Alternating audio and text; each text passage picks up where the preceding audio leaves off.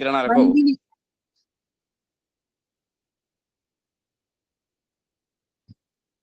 ఓం శ్రీ సాయిరామ్. భగవాన్ దివ్యశ్రీ కిరణాలకు హృదయపూర్వకమైనటువంటి వివాదాలు చేసుకుంటూ స్వామి చరణారవిందాలకు హృదయపూర్వక నమస్కారాలు. అహం సత్యబోధక చెన్నై దివ్యజ్ఞాన యజ్ఞము. ఈ దివ్యజ్ఞాన యజ్ఞ రసార్థులైన మన ప్రియతములు, ఆప్తులు, ఆత్మీయులైనటువంటి శ్రీ ఎం లక్ష్మీనారాయణ గారికి, వారి ధర్మపత్ని ఎం వరలక్ష్మి గారికి హృదయపూర్వకమైనటువంటి కార్యక్రమం ప్రారంభ శుభాభివందనాలు. శ్రీ సత్యసాయి దైనందిన ఆధ్యాత్మిక వేదికలో దైనందిన ఆధ్యాత్మిక కార్యక్రమాల్లో భాగంగా ఈరోజు ప్రత్యేక ఆధ్యాత్మిక సత్సంగం మన గురువర్యులు శ్రీ ఎం లక్ష్మీనారాయణ గారు ఇస్తారు. వారి తదనంతరం మన సత్యం శివం సుందరం 7వ భాగం చదవటానికి ఇద్దరు నారీమణులు రెడీగా ఉన్నారు. అందుట్లో నెంబర్ 1 శ్రీమతి దేవభక్తుని సీతాదేవి సాయిరాం గుంటూరు, అలాగే శ్రీమతి ఆర్ లలితా పాలేశ్వర్ గారు సాయిరాం విశాఖపట్నం సిద్ధంగా ఉన్నారు. ముందర మనం ప్రప్రథమంగా ప్రత్యేక ఆధ్యాత్మిక సత్సంగాన్ని ప్రారంభించవలసిందిగా మన ప్రియతములు, ఆప్తులైనటువంటి గురువు గారిని అభ్యర్థిస్తూ అందరికీ సాయిరాం. ఓం శ్రీ సాయిరాం. అందరికీ సాయిరాం. సాయిరాం అండి. అందరికీ స్వామికి ప్రణామం చేస్తూ ఈరోజు నేను మాట్లాడతాను అనుకోలేదు. యాక్చువల్గా వెయిటింగ్ ఫర్ పూజ. చూద్దాం. మనం ఒక మాట అంటుంటాం, స్పిరిచువాలిటీ ఇన్ డైలీ లైఫ్, నిత్య జీవితంలో ఆధ్యాత్మిక సాధన. This is the first topic in study circles generally anyway.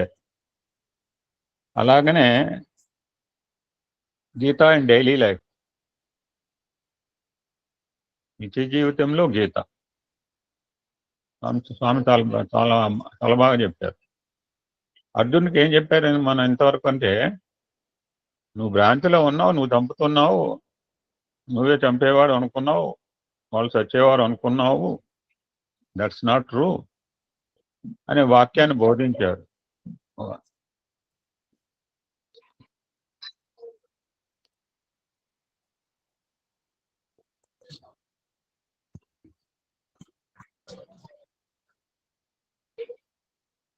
It's not true.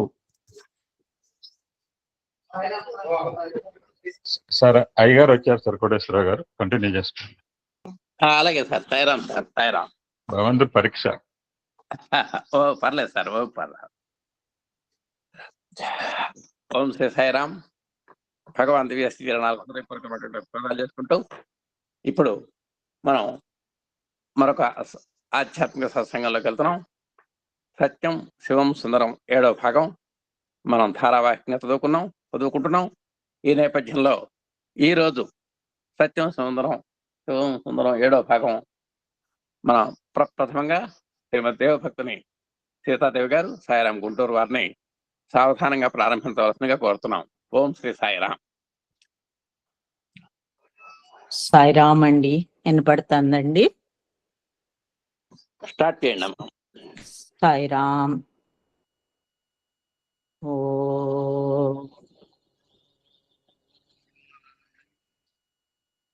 ఓ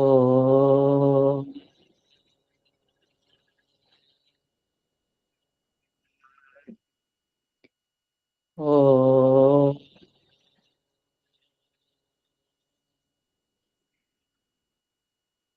సాయేశ్వరాయ విద్మహే సత్యదేవాయ ధీమహి తన్నః సర్వ ప్రచోదయాత్. ఓం శ్రీ సాయిరాం. ఏఎస్బి నిర్వాహకులు పూజ్యులు అయిన ఎంఎల్ఎన్ సరికి అమ్మ వరలక్ష్మి గారికి నా హృదయపూర్వక వందనములు. నిర్వాహకర్తలు బ్రహ్మశ్రీ డాక్టర్ కోటేశ్వరరావు గారికి, పద్మాబయ్యన పార్థసారథి గారికి నా అభివందనములు. నా తోటి ఏఎస్పి సభ్యులందరికీ హృదయపూర్వకాభివందనములు. ఈరోజు పేజీ సత్యం శివం సుందరం 7వ భాగం చాప్టర్ 10లో పేజీ 323. రెండవసారి స్వామి నాకు ఈ అవకాశం ఇచ్చినందుకు ప్రణామములు అర్పించుకుంటూ స్వామి నన్ను ముందుకు నడుపుతున్నారు. సాయిరాం.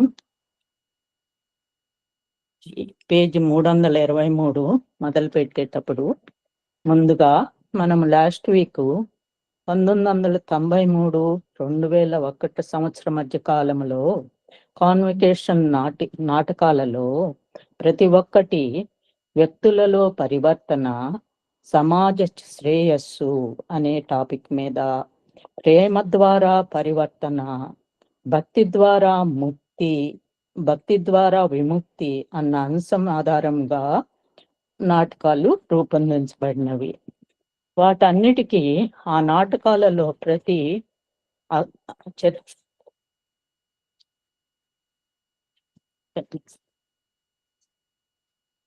ఆ నాటకాలలో ప్రతి ఒక్కటి చిరస్మరణీయాలుగా నిలబడిపోవటానికి ప్రధాన కారణం మాత్రం నాటక ఇతివృత్తాల ఊహామాత్ర భావ కల్పన, నిర్మాణాత్మక సృజనల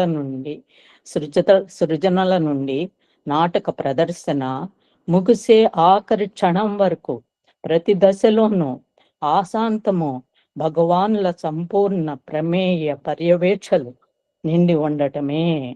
ఆ నాటకాలు మన ప్రశాంతి నిలయములు ఏది జరిగినా ఏదైనా మన స్వామి సంకల్పమే, ఆయన సంకల్పమే. కాబట్టి ఈ రోజుకి మన స్వామి అక్కడ లేకపోయినా అక్కడే ఉన్నారు, మన కళ్ళకి అందరికీ కనపడుతూనే ఉన్నారు. అన్ని కార్యక్రమాలు ఇంకా బాగా జరుగుతున్నాయని నాకు చాలా వెళ్ళినప్పుడు ఇంకా సంతోషంగా ఉంటుందన్నమాట. ఇక ఈరోజు పట్టణంలోకి వస్తున్నానండి. తోలుబొమ్మలాటలోని సూత్రధారి ఏ విధముగా నేపథ్యంలో ఉండి తన వ్రేళ్లతో దారాలను కదిలిస్తూ తెరపై బొమ్మలాటను ఆడిస్తాడో ఆ విధంగానే లీలా నాటక సూత్రధారి యొక్క భగవానులు కాన్వకేషన్ నాటకాలన్నిటికీ ప్రయోక్తగా దిగ్దర్శకునిగా నేపథ్యంలో ఉండి తెర వెనుక మంత్రముగ్ధములు సమ్మోహకములు అగు ఎలాంటి నేపథ్య నాటకాలను నడిపిస్తారో సర్వులకు తేటతెల్లముగా తెలియటం కోసం ఉదాహరణముగా 1990లో ప్రదర్శింపబడిన ధర్మో రక్షతి రక్షితః అనే కాన్వకేషన్ నాటక రూప కల్పనాత్క్రియను ప్రస్తుతం మనం కొంత విపులముగా పరిశీలిద్దాము. నాటక రూప కల్పన మనం పరిశీలిద్దాం. కానీ అంతకంటే ముందుగా రంగస్థలంపై ఆ నాటక దృశ్య కథనం ఎలా సాగిందో ఒక పరికించుదాము. ఆ నాటక ఇతివృత్తం భగవాన్ శ్రీ సత్యసాయి బాబా వారి భక్తులైన 5 విద్యావంతులైన యువకుల జీవన కథనం. ఆ 5 యువకులలో అజయ్ అందరికన్నా పెద్దవాడు. స్వభావరీత్యా నాయకత్వ లక్షణాలు సహజంగా సంతరించుకొని ఉన్నవారు. తక్కిన 4 యువకులైన జయకుమార్, చంచల్, మాథ్యూ, సలీములకు అజయ్ అన్న పాత్ర వహిస్తాడు. అజయ్ మేనమామ వాసుదేవన్ వివేక జ్ఞానము పరిణితి కలిగిన అనుభవజ్ఞుడు. అనుభవ రాహిత్యంతో ఆ పరిపక్వ దశలో ఉన్న ఆ 5 నవ యువకుల బృందానికి ఆ పెద్ద మనిషి సలహాదారుగా మార్గదర్శి పాత్ర వహిస్తాడు. ఆ యువకులలో ప్రతి ఒక్కరికి వారి వారి శక్తియుక్తులు, సామర్థ్యతలు, అలాగే బలహీనతలు కూడా ఉంటాయి. ఇది మామూలే కదండి, అందరిలోనూ మనకి బలహీనతలు ఉంటాయి, బాగా చేసేవి ఉంటాయి. అది అలా అందరికీ మామూలే కదా. వాస్తవంగా చెప్పాలంటే ఆ 5 నవ యువకుల పాత్రలు ప్రసిద్ధ మహాభారత పురాణ గాథలోని పాండవ సోదరులైన ధర్మరాజు, భీముడు, అర్జునుడు, నకుల సహదేవుల పాత్రలకు ప్రతీకలుగా రూపొందించబడినవి. వాసుదేవన్ పాత్ర పాండవులకు ఆప్తుడు, వారి జీవితాలకు రథసారథియు శ్రీకృష్ణ పరమాత్మ పాత్రను పోలి ఉండునట్లు తీర్చిదిద్దబడింది. వసుదేవన్ ఆయన పాత్ర శ్రీకృష్ణులాగా, కుటుంబానికి పెద్ద మనిషిలాగా, ఆ ఆ ఐదుగురిని సరైన క్రమంలో నింపటానికి అన్నట్టు శ్రీకృష్ణ పాత్రని ఆయనకి పోల్చారన్నమాట. నాటక ప్రారంభ దృశ్యంలో ఆ ఐదుగురు ఉత్సాహవంతులైన యువమిత్రులు కిరణ్ ల్యాంబ్స్ అనే వాణిజ్య నామంతో, బ్రాండ్ నేమ్తో వినూతమైన అలంకార దీపాలు తయారు చేసే వాణిజ్య సంస్థ ప్రారంభోత్సవ కార్యక్రమ సన్నాహక సరంభాలలో హడావిడిగా ఉండటంతో తెరలేస్తుంది. కిరణ్ ల్యాంప్స్ అనే నూతనమైన దీపాలు అన్నమాట. ఆ బిజినెస్ పెడదామని వాళ్ళు ప్రపోజల్ అన్నమాట. ప్రారంభోత్సవ కార్యక్రమంలో ఎవరు ఏ బాధ్యతలు వహించాలో తమలో తామే విభజించుకుంటూ ఉంటారు. ఆ సన్నాహాలన్నీ పూర్తయిన పిదప చివరిలో వసుదేవన్న ఐదుగురు మిత్రులతో కలుస్తాడు.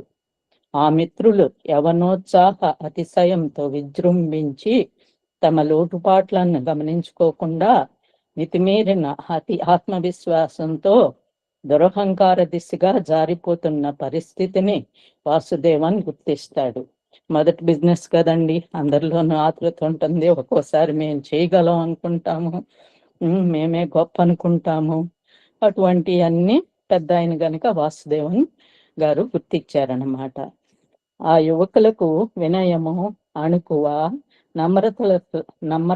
నమ్రతలలో ఒక పాఠము నేర్పించాలనే ఉద్దేశంతో ఆ ప్రారంభోత్సవ వేడుకలో పోయే అతిథులకు ద్వారం తీసి దారి చూపే ద్వారపాలకుడు బాధ్యతను వాసుదేవన్ తానే స్వయంగా కోరి మరీ తీసుకుంటాడు. మొదట మిత్రులంతా పెద్దవాడైన వాసుదేవన్ పరాచికాలాడటానికో తమాషాకో ఆ బాధ్యతను తీసుకున్నాడని భావిస్తారు. ఆ డోర్ దగ్గర నుంచునేటప్పటికి ఏంటి పెద్ద ఆయన ఇట్ట నుంచున్నాడు అనుకుంటారు. కానీ చదువుదాం, ఇంకా మామూలే కదా, కృష్ణుడు చేసిన పాత్ర అదే. కానీ తను కోరి మరీ ఎంచుకున్న బాధ్యతలో పూర్తిగా గంభీరముగా నిమగ్నుడై గాఢముగా లీనమై ఉన్న వాసుదేవన్ చూచి వారు ఆశ్చర్యపడతారు. అప్పుడు వాసుదేవన్ ఆ యువకులతో వినయశీలమే మహాత్ములను గుర్తింపచేసే చిహ్నము, భూషణము అని చెప్తూ మహాభారతంలో రాజసూయ యాగ సందర్భంలో యాగమునకు ఆహుతులైన అతిథులందరూ విందు భోజనం చేసి వదిలివేసిన ఎంగిలి విస్తరాకులను ఎత్తివేసి ఆ స్థలాన్ని శుభ్రపరిచే పారిశుద్ధ పనివారుల విధులను, సేవలను అలనాడు శ్రీకృష్ణ పరమాత్మ కావాలని కోరి మరీ ఎంపిక చేసుకున్న ఘటమును ఆ నవయువకులకు గుర్తు చేస్తాడు. ఇదే మన అందరికీ ఇన్నున్నాం కదా శ్రీకృష్ణుడి తీసుకున్న పాత్రని. తరువాత దృశ్యంలో మహాభారతము నుండి ఒక ఘటం పునరావృతమైన మన కనుల ముందు నిలుస్తుంది. అది రాజసూయ యాగానికి సన్నాహ సరంభాలలో నిమగ్నులై ఉన్న పాండవ సోదరుల ఐదుగురు తమ ప్రభువు ఆత్మబంధువు అయిన శ్రీకృష్ణ పరమాత్మతో దీర్ఘాలోచనలు సలుపుతూ ఉండే దృశ్యం. శ్రీ వేద వ్యాస మహర్షిని యజ్ఞ ప్రధాన ఋత్విక్గా నిర్ణయిస్తారు. అహుతులకు, అతిథులకు బహుమానాలను, కానుకలను అందజేస్తే బాధ్యతలను కృపాచారులకు అప్పగిస్తారు. పాండవ, కౌరవ సోదర బృందాల నడుమ యాగ సంబంధమైన వివిధ బాధ్యతల పంపకాలు జరిగినాయి. అలాంటి తరుణంలో అన్ని విధుల్లోకెల్లా అత్యల్పము, హీనమైనదిగా సర్వులు భావించే కార్యమును శ్రీకృష్ణ పరమాత్ముల వారు తామే స్వయంగా కోరి మరీ ఎంపిక చేసుకోవటంతో పాండవులు నిశ్చేష్టులు, అవాక్కులు అయినారు. అప్పుడు శ్రీకృష్ణ పరమాత్మ పాండవులకు యావత్ విశ్వమందలి సర్వజీవుల ఆధ్యాత్మిక ఏకతత్వమును వివరిస్తూ భగవంతుని సృష్టిలో ఏ జీవి అల్పము కాదు, అధికము కాదు. సర్వజీవులు ఒకే దివ్యత్వ అనేక రూపాలే. సర్వజీవుల యొక్క ఏకతత్వమును గుర్తించి గ్రహించగలగటానికి వినయశీలమే ప్రప్రథమ ఆవశ్యకము. ఏకం సత్ అనేదే కదా మన స్వామి చెప్పింది. అదే దీంతో కృష్ణ పరమాత్మ మరలా మనకు గుర్తు చేస్తున్నారు. అనే సిద్ధాంత ప్రవచనంతో తమ ప్రబోధన ముగిస్తారు శ్రీకృష్ణుల వారు. All are one, be alike to everyone. అందరూ ఒకటే, ప్రతి ఒక్కరిలోనూ ఒకే విధముగా మెలగాలి అని భగవాన్ బాబా వారు తరచుగా వటంకించే జీసస్ క్రైస్ట్ ప్రవచనంతో పోలి ఉంటుంది. శ్రీకృష్ణుల పాత్ర చేసే ఆ ప్రబోధ అందరిలోనూ భగవంతుడిని చూడండి అని చెప్పేది. అందరూ పరమాత్మలు. ఎవరు చెప్పినా అదే ఒక్క విషయమే మనం గుర్తుంచుకోవాల్సింది. వినయశీలమే మహాత్ములను గుర్తింపజేసే చిహ్నము, భూషణము అనే నాటక ప్రథమాంకములో మొదట వాసుదేవన్ నొక్కి ఒక్కాణించిన ప్రకటనకు శ్రీకృష్ణ పరమాత్మ పాత్ర ఉద్ఘాటించిన ప్రబోధ మూలాధారభూతమై సరిపోలి ఉంది. కిరణ్ ల్యాంప్స్ ఉత్పత్తి ప్రారంభించాలనే అత్యుత్సాహపు ఆనందాతిశయంతో ఎగిసిపడుతున్న ఆ 5 నవయువ మిత్రులకు వారి జీవితం వినయశీలము యొక్క ప్రాధాన్యతను, ఆవశ్యకతను తెలియజేసే అనుభవ పాఠాలను నేర్పుతుంది.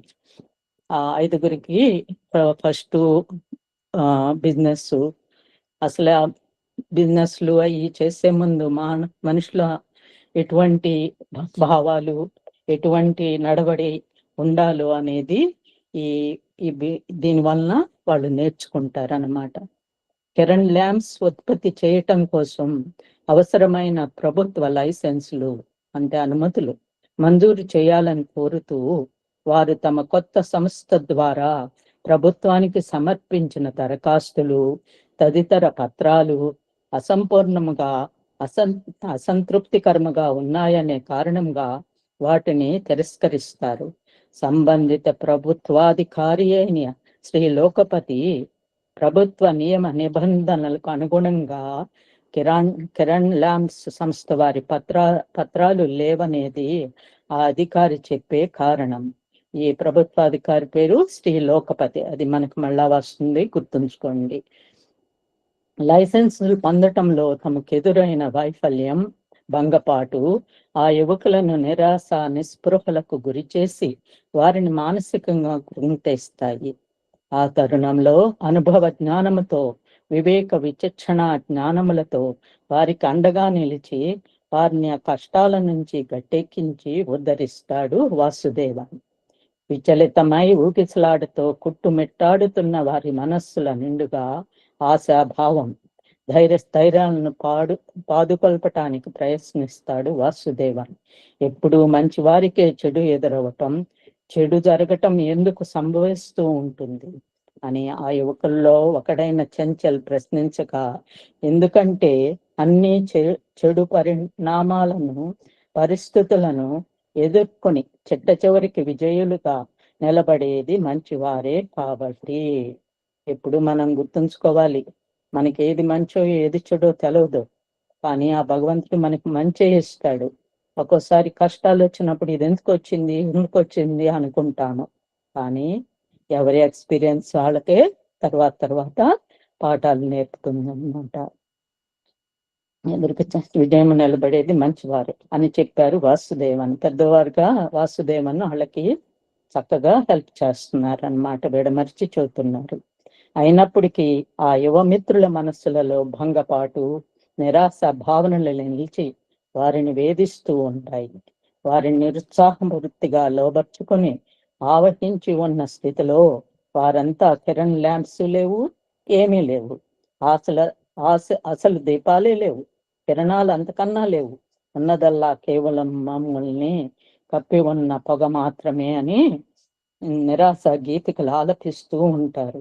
అయినా సరే వాసుదేవన్ మాత్రం తన ప్రబోధలతో వారిని ఉద్ధరించే ప్రయత్నాలను వదలడు. సరికదా ఆ స్నేహితులను ఉత్సాహపరచాలనే ఉద్దేశంతో వారిని ఆ సాయంత్రమే స్థానిక నాటక కళా నిలయంలో జరిగే ఒక కళా ప్రదర్శన తిలకించటానికి తన వెంట తీసుకుని వెళ్ళాడు. ఆ రంగస్థల ప్రదర్శనలో మహాభారత ఇతిహాసంలోని పాండవ వనవాస పర్వము ప్రదర్శింపబడుతూ ఉంటుంది. ఒక షోకి వెళ్ళారనమాట, పాండవ వనవాసం అనేది. ధర్మరాజు రాజ్య సర్వస్వం కోల్పోయి ఆశాభంగమునకు లోనై నిస్సాయ స్థితిలో వనవాసము పాలైన సందర్భంలో అతడి నలుగురు తమ్ములు ధర్మరాజు పట్ల వైరిభావము వహించి తమను ఆ దుర్గతికి ఈడ్చి కఠోరమైన దుర్భర దౌర్బాల్య పరిస్థితిలోకి లేమిలోకి నెట్టివేసినందుకు తమ అన్న పట్ల నిరసన భావముతో ధిక్కారపూరిత ఎదిరింపులతో తోలనాడుతున్న పరిచయ దృశ్యంతో ఆ రంగస్థల ప్రదర్శన బుర్రకథారూపంలో ప్రారంభమైంది. ఆంధ్రప్రదేశ్ రాష్ట్రంలో ప్రాచీన జానపద కళారూపాలలో విశేష ప్రాచుర్యము ప్రజాదరణ కలిగి ఉండిన ఒక విశిష్ట ప్రక్రియమైన బుర్రకథ ఆట పాట మాట హాస్యపు జల్లుల మూటలతో కూడిన ప్రయోగాత్మక మాధ్యమం. బుర్రకథలు హరికథలు ఇవన్నీ చిన్నప్పుడు మనందరికీ ఇన్నున్నాము. ఈ రోజుల్లో ఎంతవరకు టీవీలు సినిమాలు ఆడటానే గాని అంత మంచివి మనం చూడలేకపోతున్నాము. అక్కడక్కడ ఉన్నాయి కానివ్వండి. పాండవ వనవాసము నాటకంలోని ప్రధాన దృశ్యాల మధ్య కథా సంధాన అనుబంధ ప్రక్రియలుగా బుర్రకథ ప్రయోగించటం జరిగింది. తనపై ప్రచండ అగ్రహావేశాలతో మండిపడుతూ ఒళ్ళు తెలియక శివమెత్తినట్లు దూషణల పర్వం సాగిస్తున్న తన నలుగురు తమ్ముల మధ్య రాగద్వేషాలకు అతీతమైన వైరాగ్యముతో ధర్మరాజు నిశ్చలముగా కూర్చుని ఉండటంతో రంగస్థల నాటక దృశ్యం ప్రారంభమవుతుంది. ఆవేశపూరితులైన తమ్ముళ్లను ఓదారుస్తూ వారికి దుఃఖోపశమనం కలిగించే ప్రయత్నములో మన ధర్మమే మనలను రక్షిస్తుంది. తుట్టతదుకు జయించేది ధర్మం ఒక్కటే. ధర్మస్థాపనకై అవతరించి ఉన్న శ్రీకృష్ణ పరమాత్మ మన పక్షాన మనకు అండగా ఉన్నారు. ఆయన మనలనెన్నటికీ విడిచిపెట్టరు, మన చేయి విడరు. ధర్మరాజు గారు గట్టి నమ్మకంతో భగవానుడు మన పట్టునున్నారు. మనకి ఎట్టి అపజయము కలదు, ఎప్పుడు ధర్మమే గెలుస్తుందని తమ్ముళ్ళకి నిగ్రహంగా వాళ్ళు అట్ట కొంచెము బాధపడుతున్నా చెప్తున్నారన్నమాట అని ధర్మరాజు ఉపశమన వాక్యాలు చెప్తుండగా సరిగ్గా అదే సమయంలో శ్రీకృష్ణ పరమాత్మ రంగప్రవేశం చేస్తారు. శ్రీకృష్ణుల వారిని చూడగానే పట్టరాని ఆవేదనతో భీమసేనుడు, కృష్ణ, నీ గౌరవానికి తగిన సముచిత ఆసనమును కూడా సమర్పించుకోలేని స్థితిలో మేమిక్కడ ఉన్నాము అని విచారము వెలుగొచ్చగా శ్రీకృష్ణుల వారు చిరునవ్వులు చిందిస్తూ ధర్మరాజు ప్రక్కనే ఉన్న ఒక రాతి బండపై ఆసీనులవుతారు. భీమార్జున నకుల సహదేవులు నలుగురు సోదరులు తామనుభవిస్తున్న ఇక్కట్లు, శోధనలు, దురవస్థలు, కష్టాల గురించి ఆవేదన, ఆక్రోశములని శ్రీకృష్ణుల వారి వద్ద ఆరాటంతో వెళ్ళబోసుకుంటారు. ఆ అరణ్యములో ద్రౌపది అనుభవిస్తున్న దుస్థితి, దురవస్థల గురించిన ప్రస్తావన రాగానే శ్రీకృష్ణుల వారి వదనంలో విచారంతో లానమైన ఛాయలు పడసూపుతాయి. ధర్మరాజు మాత్రం తన వదనములు ఏ భావములు లేకుండా నిర్లిప్తంగా కూర్చుని ఉండిపోతాడు. అందరూ కంగారుగా ఇదిగా ధర్మరాజుని బ్లేమ్ చేస్తా ఎంత శ్రీకృష్ణులు భగవానులు వారి పట్ల ఉన్నారని దృఢ విశ్వాసం ఉన్న ఆ క్షణంలో వాళ్ళ శక్తిని కోల్పోయి ధర్మరాజుని బ్లేమ్ చేస్తున్నారు. బట్ ధర్మరాజు మటుకు చెక్కు చెదరకుండా నిర్లిప్తంగా అలానే ఉన్నారనమాట. కానీ ఆయన గుండెల్లో రగులుతున్న తుపాను వంటి ఆవేదనను అందరూ తేలిగానే గ్రహించగలరు. బట్ అంత ధైర్యంగా నిర్లిప్తగా ఉన్నా ఆయనకి బాధ ఉంటుంది కదా, అది అందరికీ తెలిసిందే. శ్రీకృష్ణుల వారు పాండవ సోదరులను అనునయించి వారి బాధాతప్త హృదయాలకు ఆశావహములు, ధైర్య ప్రదాయకములు ఉపశమన వాక్యములను బోధించి పాండవులైదుగురు కలిసి ఒక దేహము కాగా నేను ఆ దేహమునందలి హృదయమును, మీరు నేను ఒక్కటే, మీ ఐదుగురు ఎల్లప్పుడూ ఒక్కటిగా ఎప్పటికా ఐకమత్యముతో కలిసి ఉండాలి. ఐకమత్యమే అందరికీ స్ట్రాంగ్ అయింది. ఫ్యామిలీలో కూడా అందరం కలిసి ఉంటే అది ఎంతో బలాన్ని ఇస్తుంది. కృష్ణ పరమాత్మ కూడా మీరందరూ వేరు వేరు కాదు, అన్ని ఒకటే, ఒక ఐకమత్యంతో ఉండాలని పాండవులకు కూడా చెబుతున్నారనమాట. చివరికి శ్రీకృష్ణుల వారు పాండవుల వద్ద సెలవు తీసుకుని తిరిగి వెళ్ళబోతుండగా తక్కిన నలుగురు సోదరుల వెనుకకు మరలి వెళ్ళగా అందరికన్నా పెద్దవాడైన ధర్మరాజు మాత్రం శ్రీకృష్ణుల వారిని అనుసరించి కొంత దూరం నడిచి సాగుతాడు. కానీ ఆ ఐదుగురు సోదరుల హృదయాలలో అశాంతి అలజడి తుఫానై రేగుతూనే ఉంటుంది. అప్పటి వరకు మౌన ప్రేక్షకుడిగా ఉండిపోయిన ధర్మరాజు శ్రీకృష్ణుల వారితో ఏకాంత సమయం దొరకగానే తన హృదయంలోని ఆవేదనను, దుఃఖాన్ని ఆత్మీయంగా, అత్యంత గోప్యంగా నమ్మి చెప్పుకోదగ్గ ఆత్మీయునితో వలె భగవానులకు విన్నవించుకుంటారు.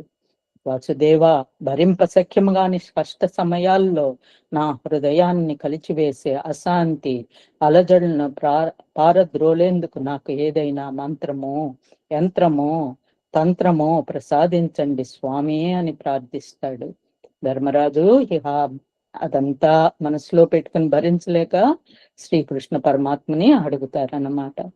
శ్రీకృష్ణుల వారు ఆ సమీపంలోని ఒక తాళ వృక్షం వద్దకు వెళ్ళి దాని నుండి తాళపత్రమునొక దానిని త్రుంచి ఆ పత్రముపై ఏదో గోప్యంగా లిఖించి ఆ పత్రమును చుట్టగా చుట్టి దానిని ధర్మరాజు చేతికిచ్చి, సాధారణ సమయాల్లో దీన్ని తెరిచి చూడవద్దు, నీకు కష్టాలు ఇక ఏ మాత్రం భరింప శక్యము కాని అసక్త పరిస్థితిలో ఉన్నప్పుడు మాత్రమే నిన్ను వెంటాడి వేధిస్తున్న సమస్యలను మనసులో తలుచుకొని ఈ తాళ పత్రమును విప్పి అందులో ఉన్నది చదువుకో. అందులో ఉన్న సందేశం నీ బాధను అంతం చేయగలదు అనే అభయమిచ్చి శ్రీకృష్ణుల వారు ధర్మరాజు వద్ద సెలవు తీసుకుని ప్రయాణమై ముందుకు సాగుతారు. ఆ పాండవ సోదరులలో చిన్నవారు నలుగురి మనస్సులలో తమ వైఫల్యాల భంగపాటు కారణముగా మండుతున్న అగ్ని పర్వతాలు మళ్ళీ ఒక్కసారిగా అకస్మాత్తుగా విస్ఫోటన చెంది అగ్రహ జ్వాలలు పైకి చిమ్మటానికి ఎంతకాలం పట్టలేదు. కృష్ణ పరమాత్మ ధర్మరాజుకి ఒక సందేశాన్ని తాళపత్రం మీద ఇచ్చి ఆయన వెళ్ళగానే మళ్ళా తమ్ముళ్ళ నలుగురికి అన్నం మీద పిచ్చిగా చేశాడని అదని మనం ఈ రోజుల్లో కూడా చూస్తూ ఉంటాం. ఇట్లాంటివి అనుకుంటున్నారన్నమాట.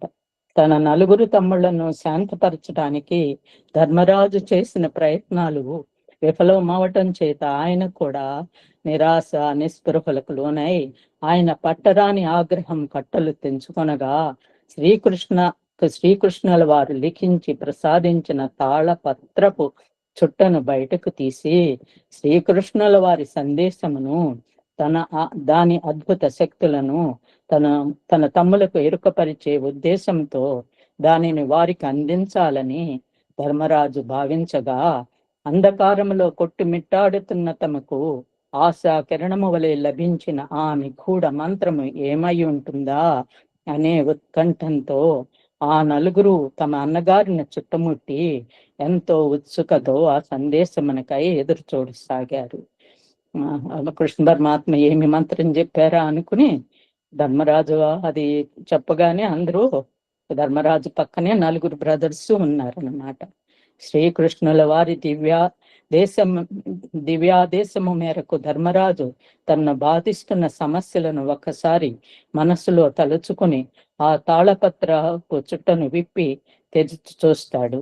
అందులో ఇది కూడా గడిచి దాటిపోగలదు, అదే ఇది కూడా గడిచి దాటిపోగలదు అంటే ఈ బాధ ఇప్పుడు ఏదైతే అనిపిస్తున్నారో అది అవుతుంది, తర్వాత పోతుంది అన్నమాట అన్న వాక్యం అతనికి దర్శనమిస్తుంది. దానిని చదివి తర్వాత ధర్మరాజు ఆ తాళపత్రమును తన తమ్ములలో ఒకరి తర్వాత ఒకరికి వరుసగా అందజేస్తూ వారి మనసులను బాధిస్తున్న సమస్యలను, కష్టాలను బాధలను ఒక్కసారి గుర్తు చేసుకొని అటుపై ఆ పత్రమును విప్పి అందులోని సందేశాన్ని చదవమని చెప్పి మరీ ఇస్తాడు. ఆ సందేశాన్ని ఒక్కొక్కరికి మీరు మీ బాధ ఏంటో తలుచుకుని ఆ సందేశాన్ని చదవండి అని తమ్ముళ్ళకి పాస్ చేశారనమాట. ఆ దివ్య సందేశ మహావాక్యములో భగవానులు అనుగ్రహించి పొందుపరిచిన దివ్య శక్తియుతమైన అత్యంత సరళమైన దివ్య మంత్రము ఆ పాండవ సోదరుల వదనాలలో మరల దరహాస చంద్రులను విరయింపజేసి వారి హృదయాల్లో పరిపూర్ణ శాంతిని నింపుతుంది. ఇది ఈ సమస్యకు ఈ కష్టకాలము కూడా గడిచి దాటిపోగలదు. ఇది ఈ సమస్యకు అప్పుడు ఏదైతే మనం సమస్యగా అనుకుంటున్నామో అది కూడా గడిచి దాటిపోగలదు. అది కూడా అట్లనే పోయి సుఖం వస్తుంది. మన స్వామి కూడా చెబుతారు కదా, మనం కష్టాలు అనుభవిస్తే తర్వాత సుఖం వస్తుంది. కష్టాలు సుఖాలు ఎప్పుడు ఒకదాన్ని అంటే ఒకటి వెంబడెంబడే ఉంటాయి. అవి కదిలే మేఘాలు అంటారు. అవి శాశ్వతంగా ఉండవు. మేఘాల్లాగా ఈ కష్ట సుఖాలు మనకి వస్తా ఉంటాయి, అయ్యే పోతాయి అని మన స్వామికి ప్రతి ప్రసంగంలోనూ ప్రతి ఇంటర్వ్యూల్లోనూ అందరికీ చూపి మనకి ఆ అభయహస్తం ఇస్తున్నారు కదా. అలానే కృష్ణ పరమాత్మ కూడా వీళ్ళకి ఆ కాలంలో ఇచ్చారనమాట. దిస్ టూ విల్ పాస్, ఇది కూడా వెళ్ళిపోతుంది అన్న దివ్యాభయ వరప్రదాయక మంత్రముతో వారిలో నిరాశ నిస్పృహలు మాటుమయమై ఆ స్థానములో ఆశాభావము, విశ్వాసం, ధైర్యం చోటు చేసుకుంటాయి. వారిని అప్పటి వరకు బాధిస్తుండిన ప్రాపంచిక సమస్యలు, ఆవేదనలు త్రుటి కాలంలో ఆధ్యాత్మిక ఆనందముగా రూపాంతరం చెందుతాయి. అప్పటి వరకు తమ అన్నగారి పట్ల తాము అత్యంత ఘోరముగా ప్రవర్తించి ఆయనను అమితమై వెదకు గురి చేసిన తమ తప్పిదమునకు, తొందరపాటుకు, తమలోని లోప భూయిష్ట ప్రవర్తనకు తమను మన్నించవలసిందిగా అన్నగారైన ధర్మరాజును వారు క్షమాపణతో వేడుకుంటారు. అప్పుడు పాండవులు అన్నగారిది ఏం లేదు, ఇది కాలము అలా వచ్చి అలా వెళ్ళిపోతున్నాయి అనుకుంటారనమాట. పాండవ వనవాస గాథ నేర్పిన పాఠాలు అజయ్లోను అతని యువమిత్రులు నలుగురిలోనూ అడుగంటి దిగజారిపోతున్న ఆశాభావం, ఉత్సాహాలను పునరుద్ధరించి ప్రజోచితములు గావిస్తాయి. ఈ బుర్రకథ చూసిన ఈ మన యంగ్ జనరేషన్ 5గురికి ఆనందాన్ని ఇచ్చినాయి అన్నమాట. ఆనందకరముగా అర్థవంతముగా జీవించేందుకు అత్యంత ప్రధానమైన నిగూఢ రహస్యాన్ని ఆ నవ యువ మిత్రులకు గ్రహింపు కలిగేలా చేసిన నిత్యహాసనుడైన వాసుదేవన్ ఆ మిత్రులకు తోడుగా మార్గదర్శిగా నిలిచే ఉన్నాడనుకోండి. వాసుదేవన్ ఆ చిన్న పిల్లలకి, ఆ యువతకి ఒక ఆదర్శమూర్తిగా, కృష్ణ భగవానుడిలాగా వాళ్ళకి ఒక పాఠం నేర్పారన్నమాట. జీవితం అంటే దీపాలు తయారు చేయటం, వాటిని అమ్మటం మాత్రమే కాక అంతకన్నా విలువైన విశాలమైన విషయాలు ఇంకా ఎన్నో ఉన్నాయి. మొట్టమొదట మన జీవితాలలో వెలుగులు నింపుకుందాము. ఆ తరువాత ఆ ఆనంద జ్యోతిని, ప్రేమ జ్యోతిని మన ఊరి మొత్తానికి విస్తరింపజేసి అందరికీ వెలుగునందించుదాము. అయితే మన కిరణ్ ల్యాంప్స్ తయారీ ప్రణాళికను మనము వదిలివేయవలసిన అవసరం లేదనుకోండి. మనం ఇంతకు ముందు ప్రభుత్వం వారికి సమర్పించిన దరఖాస్తులను, ఇతర పత్రాలను అవసరమైన మార్పులు చేసి వాటిలోని లోపాలను, తప్పులను సవరించుకొని మళ్ళీ వాటిని సవ్యముగా ప్రభుత్వానికి మరొకసారి సమర్పించుదాము. మళ్ళా దాని పర్మిషన్ కోసం మళ్ళా ప్రభుత్వానికి ఇద్దామని ఇళ్లలో పరివర్తన వచ్చిందనమాట. కానీ అంతకన్నా ముందుగా మనలో ప్రతి ఒక్కరము మనలోని దోషాలను, తప్పులను సరిదిద్దుకుందాము. ఎవరికి వారమే మన దోషాలను తెలుసుకోవాలి, తప్పులు తెలుసుకోవాలి. వాటిని స్వామి పరివర్తన తీసుకురా నాలో అని ప్రార్థన చేయాలన్నమాట. వీళ్ళు అట్లీస్ట్ తెలుసుకున్నారు ఇంకా అని ఆ మిత్రులకు బోధించారు వాసుదేవన్. పెద్ద అయినా వాసుదేవన్ చెప్పాడనమాట. అప్పటికే తాము నేర్చుకున్న విలువైన వినయశీల పాఠములను ఆచరణ పూర్వకంగా అమలు జరపటానికి సంసిద్ధులయ్యున్న ఆ యువకులు తమలోని లోటుపాట్లను తప్పిదాలను ఎత్తి చూపి వాటిని దిద్దుకునే మార్గములో తమను నడిపించవలసిందని వాసుదేవన్ను నమ్రతతో అభ్యర్థిస్తారు. వాసుదేవన్ వారిని ప్రేమతో మందలిస్తూ, మీరు నేటి యువతరానికి ఆదర్శ ప్రతీకలు అని మన్నింపుగా చెప్తారు. వారి ఒక్కొక్కరి వ్యక్తిగత లోటుపాట్లను, మూఢత్వ గుణాలను వారికి తెలియజేస్తూ, మన జీవన శైలులను ప్రకాశమైన వెలుగులతో నింపుకుందాము అని వారిని ప్రోత్సహిస్తారు వాసుదేవన్. భగవాన్ శ్రీ సత్యసాయిబాబా వారు ప్రబోధించే, నేను వెలుగులో ఉన్నాను, వెలుగు నాలో ఉంది, తుదకు నేనే వెలుగును. అది స్వామి చెప్పి ఐఆమ్ ద లైట్ అనుకుని మనం అందరికీ వెలుగునివ్వాలి కదా. స్వామి కూడా ఇదే చెబుతారు, నేను వెలుగు అనుకోవాలి, వెలుగులో నేను ఉన్నాను, అందరికీ నేనే వెలుగును, తుదకు నేనే వెలుగును అనే నిగూఢమైన దివ్య ప్రవచనాలను ఆ మిత్రులకు మార్గదర్శక సూత్రాలుగా వివరిస్తాడు వాసుదేవుడు. ఆ విధముగా భగవాన్ బాబా వారి దివ్య మార్గానువర్తులై నడిచేట్లుగా ఆయన మిత్రులను ప్రోత్సహిస్తాడు. మీరు నా వైపుకు 1 అడుగు వేస్తే నేను మీ వైపుకు 100 అడుగులు వేస్తాను అన్న భగవాన్ బాబా వారి దివ్య అభయమును ఆ యువకులకు గుర్తు చేస్తాడు. ఇది మనందరం బాగా గుర్తుంచుకోవాల్సిన విషయం అన్నమాట. మనకి ఏ కష్టం వచ్చినా సుఖం వచ్చినా అన్నిట్లోనూ మనము స్వామి ఎప్పుడు చూతా ఉన్నారు. 1 అడుగు వేస్తే స్వామి మన దగ్గరికి 10 అడుగులు పరిగెత్తుకుంటా వచ్చేస్తారు.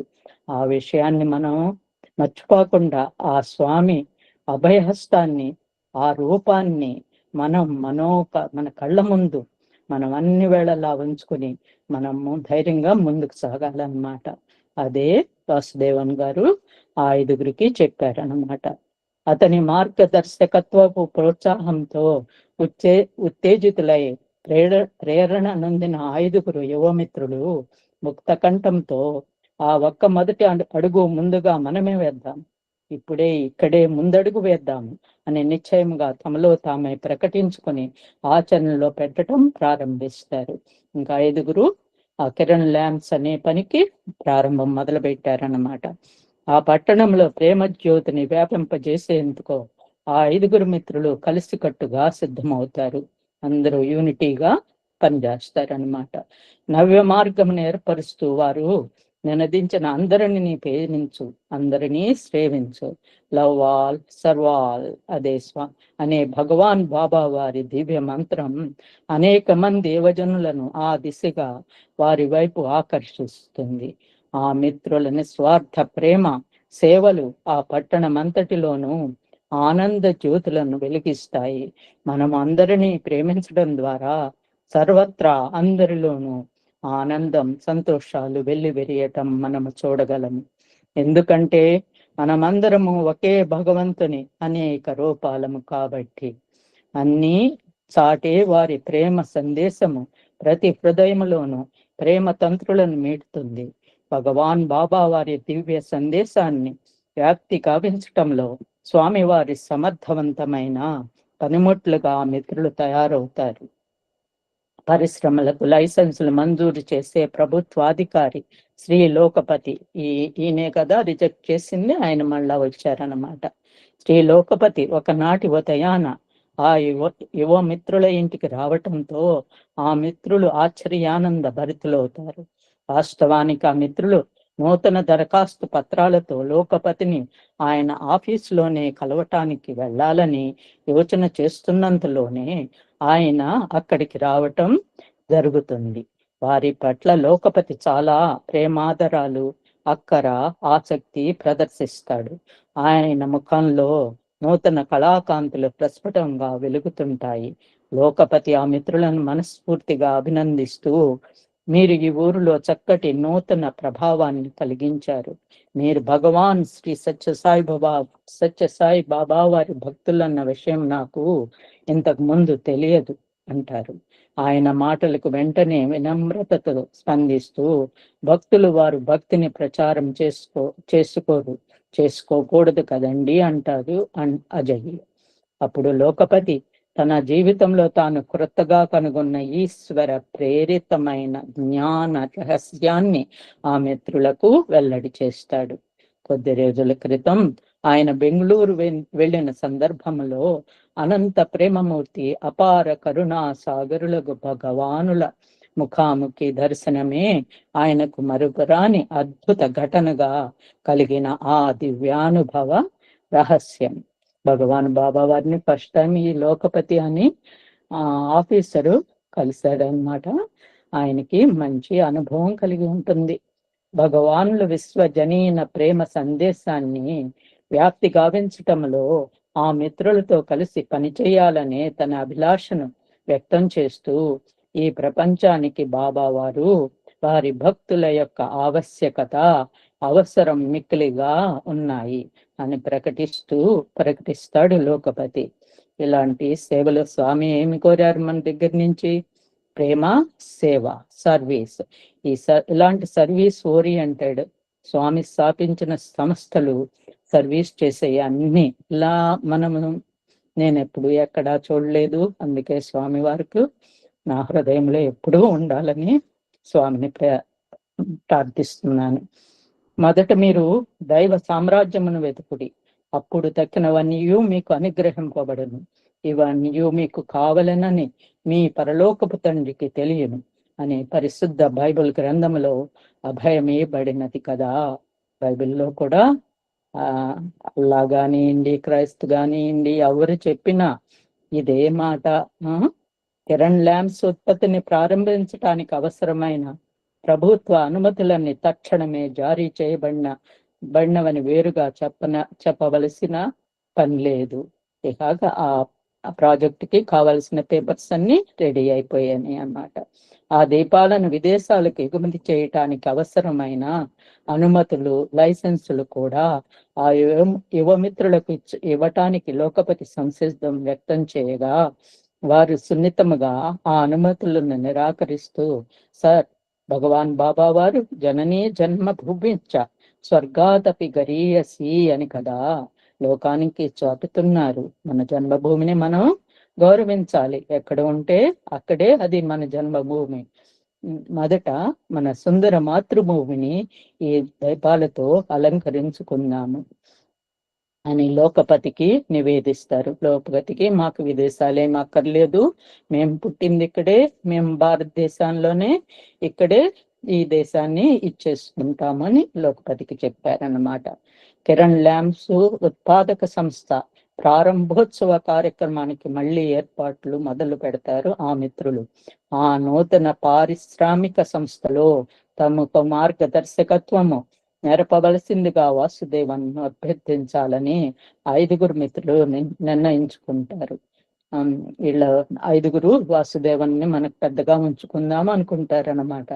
కానీ అప్పటికే వాసుదేవన్ ఆ దృశ్యము నుండి అదృశ్యమవుతాడు. ఆయన అప్పటికే ఆ ప్రాజెక్ట్ నుంచి తప్పుకుంటారనమాట.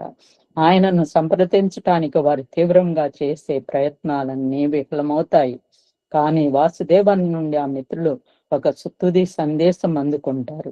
ప్రతి విషయంలోనూ భగవాన్ బాబా వారిని దిక్కుగా నమ్మి ప్రార్థించండి, అంతా సవ్యంగా, దివ్యంగా, విజయవంతంగా జరుగుతుంది అనేది ఆ సందేశం. భగవాన్లకు కృతజ్ఞాభివందనలు సమర్పణ గీతంలో ఆ నాటకం ముగుస్తుంది. ఇది రంగస్థలం పైన ప్రదర్శింపబడిన నాటకం. ఇది సాయిరామ్ అండి. అందరికీ నాకు హృదయపూర్వక నమస్కారాలండి. తప్పులుంటే క్షమించండి. స్వామిని అందరిలో చూస్తూ అందరినీ నా తప్పులు క్షమించమని కోరుతూ మీ సీత. సాయిరామ్. సాయిరామ్ అండి, చక్కటి గారు. ఇప్పుడు శ్రీమతి ఆర్ లలిత పాలేశ్వర్ గారు, సాయిరామ్, విశాఖపట్నం. ఓం శ్రీ సాయిరామ్. ఇక తెర వెనుక జరిగే నాటక విశేషాలను తాను విద్యార్థిగా ఉండగా ధర్మో రక్షతి రక్షితః నాటకంలో మహాభారత ఘట్టాలలో భీమసేనుడి పాత్ర ధరించిన శ్రీ వై అరవింద్ నుండి ఇప్పుడు తెలుసుకుందాం. స్నాతకోత్సవ నాటక ప్రదర్శనకు ముందు జరిగే ఉద్ధృత సన్నాహ సంరంభాలు ఒక ఉత్పాతము వలె సాగుతాయి. నాటక ప్రదర్శనలో రంగస్థలంపై కనిపించే పాత్రల్లో నటించేవారు 20 మంది కన్నా ఎక్కువ ఉండరేమో కానీ నాటక సంబంధమైన వివిధ బాధ్యతలు పనులలో విద్యార్థులు అధ్యాపకులు అంతా కలిసి కనీసం 100 మంది ఒక నెల రోజుల పాటు పూర్తిగా మనసు పెట్టి అంకిత సేవాభావాలతో ఎంతో ఇష్టంగా కష్టపడి పనిచేస్తారు. వారందరికీ అది ఒక ప్రేమపూరిత తపస్సు వంటిది. సర్వము నడిపే దివ్య చోదక శక్తిగా స్వయంగా భగవాన్ బాబావారే నిలిచి ఉండడంతో పనులన్నీ ఊహకందనంత వేగంతో జరిగిపోతూ ఉంటాయి. కాన్వొకేషన్ నాటక బృందంలోని ప్రతి వ్యక్తికి అది అతడి జీవిత కాలం అంతటికి సరిపడా గొప్ప పాఠాలు నేర్చుకునే దివ్య అవకాశమే. నాటకం రూపొందించటం నుండి ప్రదర్శన సమయం వరకు నెల రోజుల పాటు స్వామివారి సామీప్య సాన్నిహిత్యాలలో మెలగటానికి, వారితో సంభాషణలు నడపడానికి మాకు లభించే అవకాశాలు, అనుభవాలు మాలో ప్రతి ఒక్కరం జీవితాంతం మాలోనే ప్రేమగా అపురూపంగా పదిలపరుచుకునే మధుర జ్ఞాపకాలే. అలాంటి కొన్ని అనుభవాలను భక్త పాఠకుల కోసం కథన రూపంలో మననం చేసుకుందాము. ఒకనాడు బృందావన్ ప్రశాంతి నిలయం హాస్టళ్ల వార్డెన్లు ఇరువురు కలిసి మాలో కొందరు విద్యార్థులను ప్రశాంతి నిలయం క్యాంపస్ యూనివర్సిటీ హాస్టల్లోని అతిథుల గదికి పిలిపించారు. స్నాతకోత్సవ నాటకంలో పాల్గొనేందుకు మమ్మల్ని ఎంపిక చేశారని, మాలో ప్రతి ఒక్కరికి మేము ఏ ఏ పాత్రలు ధరించాలో, ఏ ఏ బాధ్యతలు వహించాలో స్వామివారే స్వయంగా నిర్ణయించి చెప్తారని, అందుకోసం మరునాటి ఉదయం మేము సిద్ధంగా ఉండాలని వార్డెన్లు ఇరువురు మాకు తెలియచేయడంతో ఆనందంతో మా అందరికీ ఒళ్ళు పులకరించిపోయాయి. వాస్తవానికి మాకు ఆ విషయం తెలియజేయడానికి 1 వారం రోజులకు ముందే ఆ నాటకానికి సంబంధించిన ప్రణాళిక ప్రయత్నాలు ప్రారంభమయ్యాయి. ఆ నాటకం కోసం కొన్ని ఇతివృత్తాలను, కథాంశాలను తీసుకొని మా వార్డెన్లు ఇరువురు స్వామి సమక్షానికి వెళ్ళగా వాటిలో నుండి ఒక దానిని స్వామి ఎంపిక చేసి దాని పై కథనమును, నాటక సంవిధానాన్ని, సంభాషణలను తయారు చేయడానికి వారికి అనుమతినిచ్చారు. సాధారణంగా నాటక వృత్తాంతం పూర్తి పాఠం అంటే స్క్రిప్టు మొదటి ముసాయిదా చిత్తుప్రతిని ముందుగా భగవానులకు సమర్పించటం జరుగుతుంది. మహానిర్దేశకులైన స్వామివారు అందులో నుండి అవసరాన్ని బట్టి కొన్ని దృశ్యాలను తొలగించటము, లేక మరికొన్ని దృశ్యాలు అదనంగా చేర్చటము వంటి మార్పులు చేర్పులు చేసి ఆ చిత్తుప్రతికి పుటం పెట్టి సానపెట్టి స్వయంగా భగవానులే కొన్ని రిహార్సల్స్ ద్వారా పరిశీలిస్తూ మళ్ళీ అనేక మార్పులు చేస్తూ ఆఖరికి తమకు పూర్తిగా సంతృప్తి కలిగిన తర్వాత మాత్రమే స్క్రిప్ట్ తుది రూపాన్ని స్వామి నిర్ధారించడం జరుగుతుంది. ఆ విధంగా నాటక స్క్రిప్టు పరిపూర్ణత సంతరించుకున్న తరువాత మాత్రమే నాటక పూర్తి పాఠం, సంభాషణల శుద్ధ ప్రతులను వెలువరించడం జరుగుతుంది. ఆ రోజుల్లో నాటకంలోని సంభాషణలను, పాటలను, సంగీతాన్ని ముందుగా రికార్డు చేసి నేపథ్యంలో నుండి వినిపించే పద్ధతి ఇంకా ప్రవేశపెట్టబడలేదు.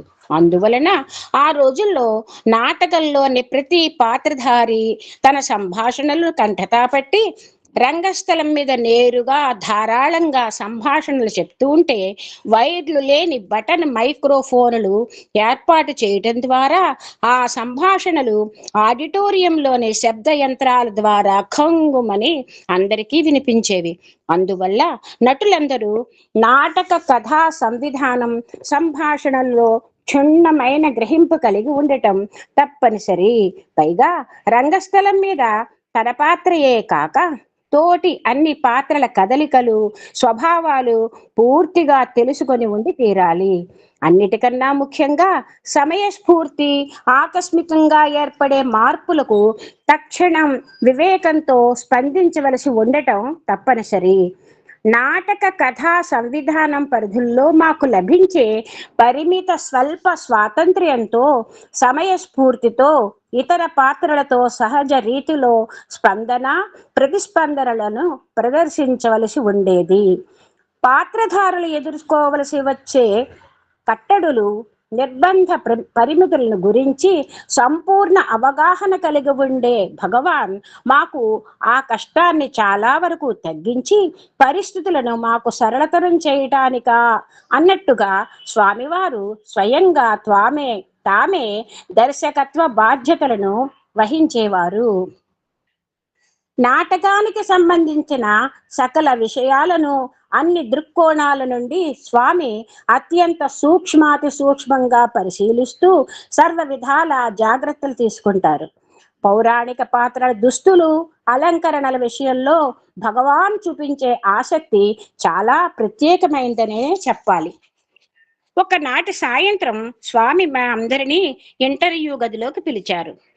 పంచపాండవులు, శ్రీకృష్ణ పాత్రధారులతో పాటుగా యూనివర్సిటీ వైస్ ఛాన్సలర్, రిజిస్ట్రార్లు, ప్రశాంతి, బృందావన్ క్యాంపస్ల వార్డన్లు, నాటకంలో దుస్తులు, అలంకరణలు, బాధ్యతలు నిర్వర్తిస్తుండిన అధ్యాపకులైన డాక్టర్ సుందరేశన్ కూడా ఆ సాయంత్రం ఇంటర్వ్యూ గదిలో ఉన్నారు.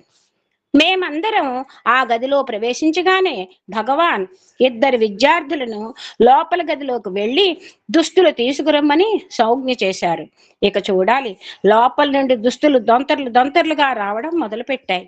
మాలో ఒక్కొక్క పాత్రను ధరించే వారికి తగిన దుస్తులను స్వామివారే స్వయంగా ఎంపిక చేశారు.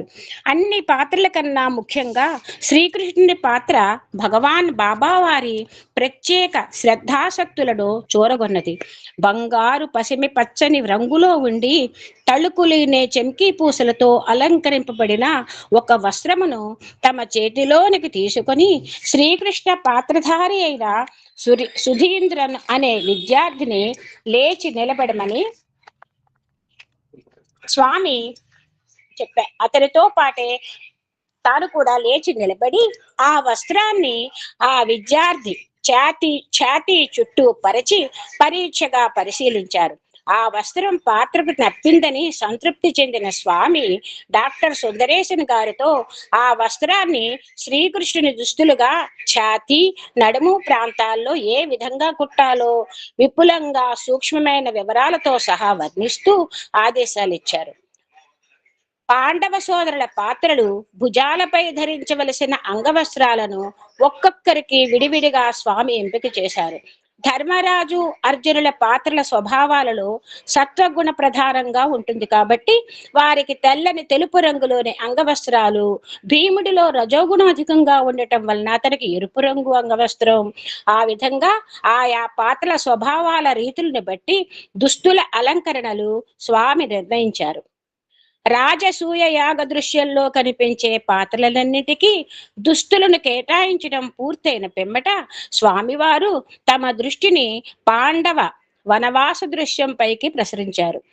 ఆ దృశ్యంలో దుస్తులు అతి సాధారణంగా నిరాడంబరంగా ఉండాలని స్వామి ఆదేశించారు.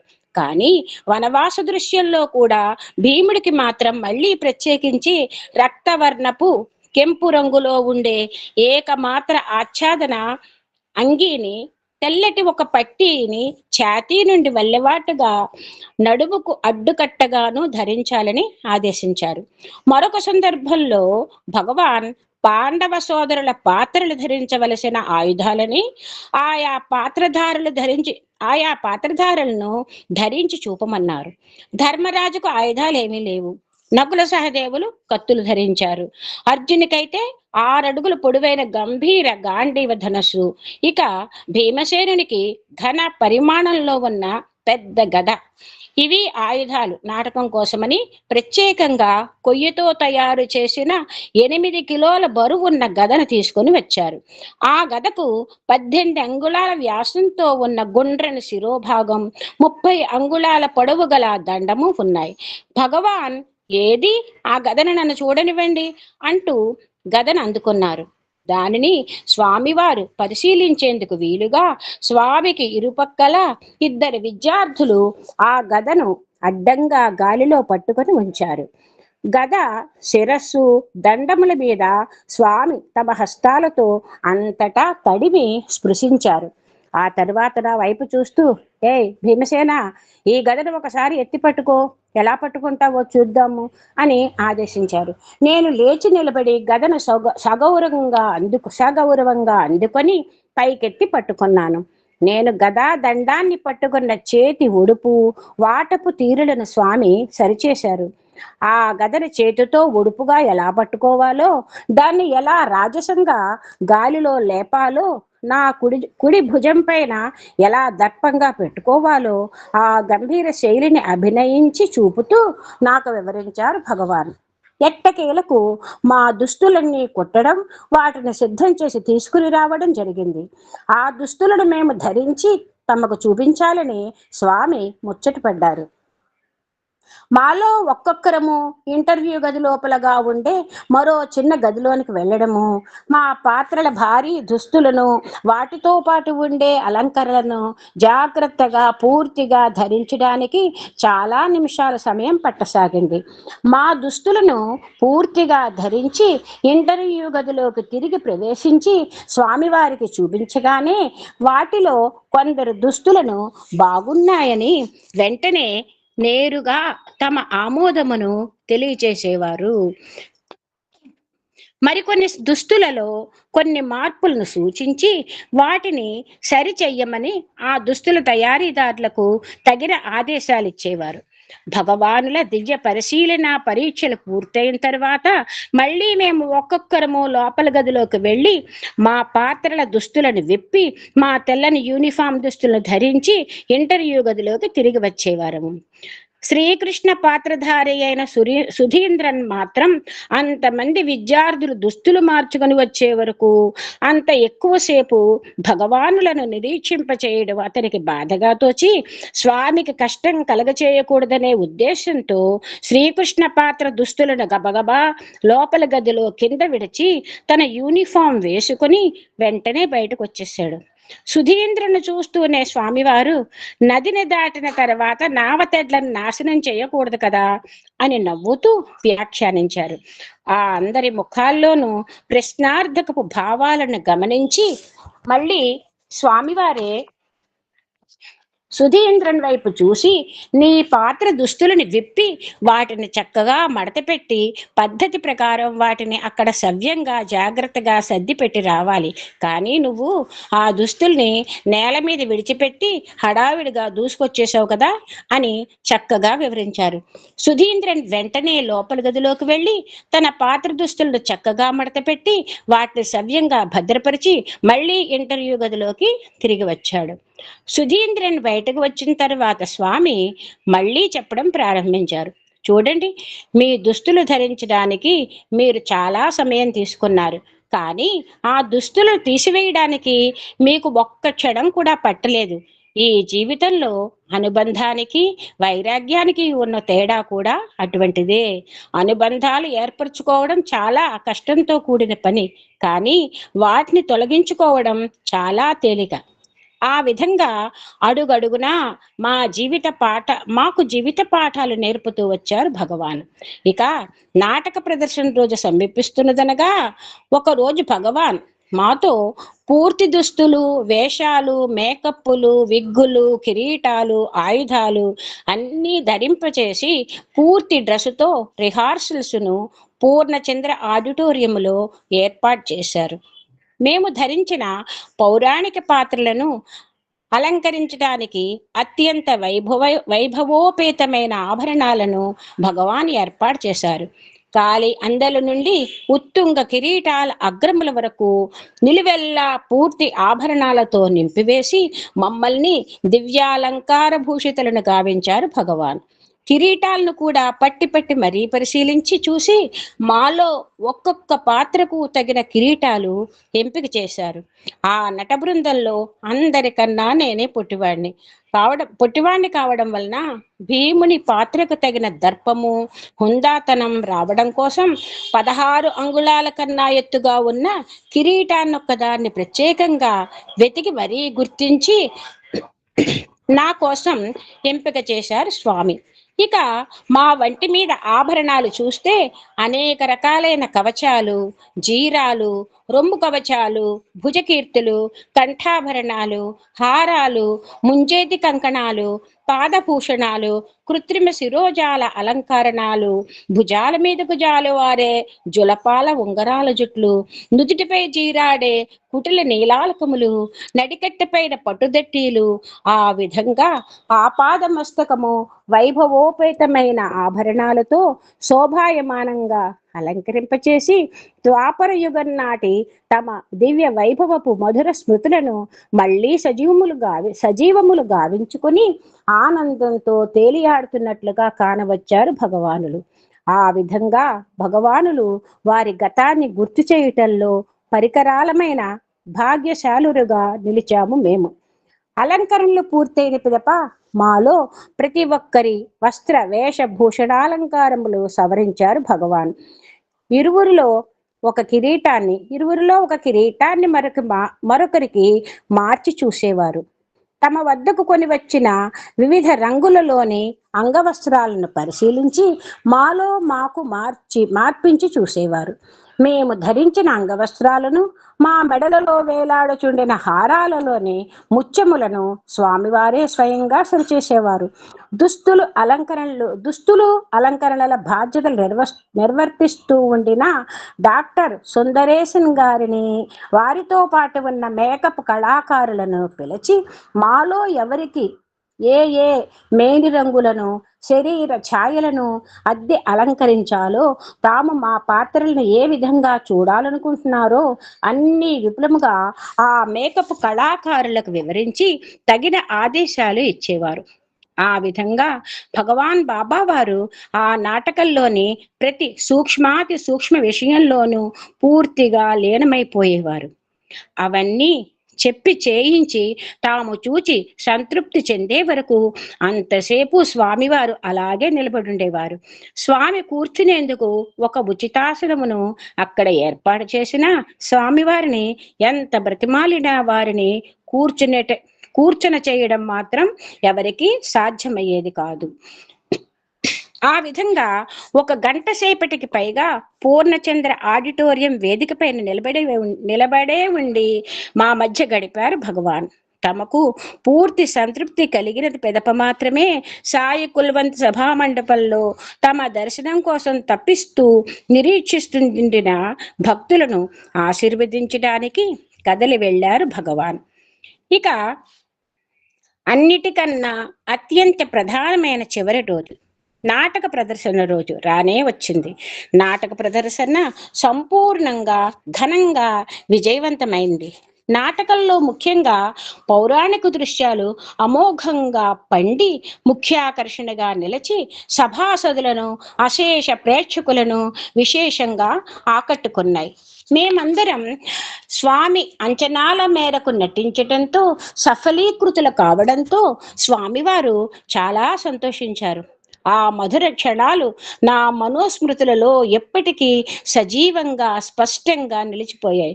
నాటక ప్రదర్శన ముగిసిన తర్వాత స్వామివారు వేదికపై నాటక బృంద సభ్యులందరితో కలిసి ఫోటోలు దిగే ఘట్టం కూడా ముగిసింది.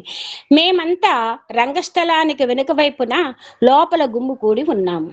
అప్పటికే స్వామి వేదిక పైన మమ్మల్ని తమ ప్రగాఢ ఆశీస్సులతో ముంచెత్తారు. కానీ మా కోసం ఇంకా ఎంతో విశేషం ఎదురు చూస్తోంది.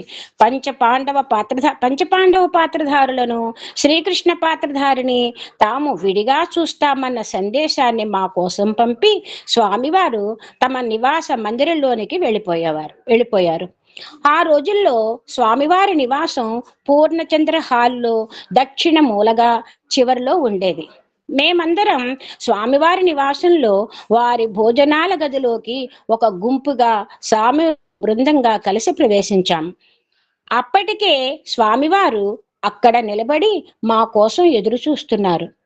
భగవాన్ దివ్యవదనము సంతోషంతో వెలిగిపోతోంది.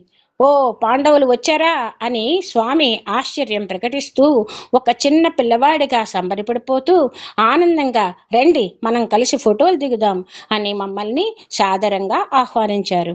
మేమందరము ఇంకా మా పూర్తి వేషాలతో ఆపాద మస్తకము శరీరమంతా నిండి ఉన్న రాజచిహ్నాలైన అలంకారాలతో ఆయుధాలతో కూడి ఉన్నాము. మేము ధరించి ఉన్న కవచాలు, ముంజేతి కంకణాలు ఇత్యాది అలంకారాలు సునిశితంగా వాడిగా మొనతేలి ఉన్న కొనలతో ఉండడంతో వాటి మొనలు స్వామికి తగిలి గుచ్చుకొని వారి శరీరానికి బాధ కలిగించకుండా వారి సలలిత సుకుమార కోమల శరీరాన్ని గాయపరచకుండా జాగ్రత్త పడుతూ మెల్లగా సర్దుకొని స్వామి చుట్టూరా నిలబడ్డాం. మేము ఏ ఏ స్థానాల్లో నిలబడాలో స్వామి స్వయంగా నిర్ణయించి ఆ ప్రకారమే ఏర్పాట్లు గావించారు. ధర్మరాజు శ్రీకృష్ణుడు స్వామికి వెనుకగా, అర్జునుడు భీముడు స్వామికి ఇరుపక్కల, నకుల సహదేవులు స్వామికి ముందు ఇరువైపులా మోకరిల్లి కూర్చున్న భంగిమలో స్వామి చుట్టూ మేము మా ఆరుగురి నడుమ స్వామి నిలబడి ఉండగా అద్భుతమైన ఫోటో తీయబడింది.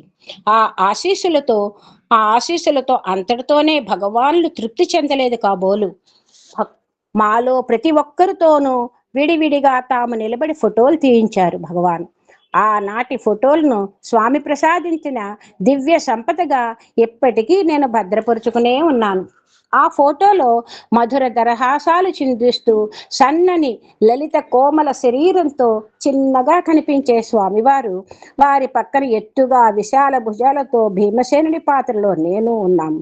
అంతటి ప్రేమను కురిపించే భగవంతుడికి మన కృతజ్ఞతను ఏ విధంగా చాటగలము? దివ్య లీలా నాటక సూత్రధారిగా, స్నాతకోత్సవ నాటక దిగ్దర్శకులుగా భగవాన్ బాబా గురించి వై అరవింద్ వర్ణన ఏ విధంగా ఉందో చూద్దాం. ధర్మో రక్షతి రక్షితః ఒక సాంఘిక నాటకం. ఆ నాటకంలోని ప్రధాన పాత్రలైన 5 యువకులు వర్తమాన కాలానికి చెందినవారు.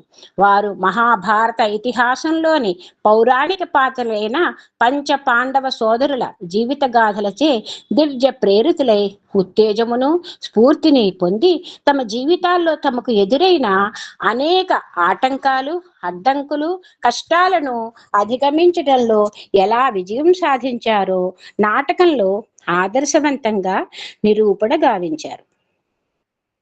అందుకు తగ్గట్టుగా మహాభారత గాథలోని దృశ్యాలు అన్ని విధాలుగా పరిపూర్ణతతో ఆదర్శప్రాయంగా రూపొందించి ప్రదర్శించాలని స్వామి నిర్దేశం. నాటక పాత్రల ద్వారా చాటిన ఆదర్శాలు ఆ ప్రదర్శన చూసిన ఎవరికైనా సరే వాటిని అనుసరించాలన్నంత ప్రభావయుక్తంగా, శక్తిమంతముగా ఉండాలన్నదే భగవానుల హేతుబద్ధమైన లక్ష్యం. అందువలన మేము సంపూర్ణముగా పాండవులుగా ఉండాలని స్వామి నిర్దేశము. మాలో ప్రతి ఒక్కరిపై స్వామి సంపూర్ణ వ్యక్తిగత శ్రద్ధాశక్తులను కురిపించేవారు. శిక్షణ గరిపే అధ్యాపకులుగా, బోధలు చేసే గురువుగా, అంతటి సహనంతో ఓర్పుగా, నేర్పుగా ఉండటంలో స్వామికి ఎవరూ సాటిరారు.